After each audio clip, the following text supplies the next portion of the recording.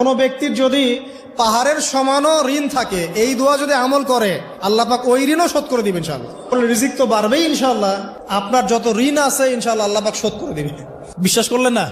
এই দোয়া শিখাই দিচ্ছি, এই জন্য আমাকে হাদিয়া দেওয়া দরকার, স্পেশালি আমাকে এখন হাদিয়া দেওয়া দরকার। এটা গুরুত্বপূর্ণ দোয়া শিখাই দিচ্ছি। দোয়াটা হচ্ছে আল্লাহুম্মা ইকফিনি বিহালালিকা আন হারামিকা ওয়া আগনিনি বিফদলিকা আম্মান সিওয়াকা।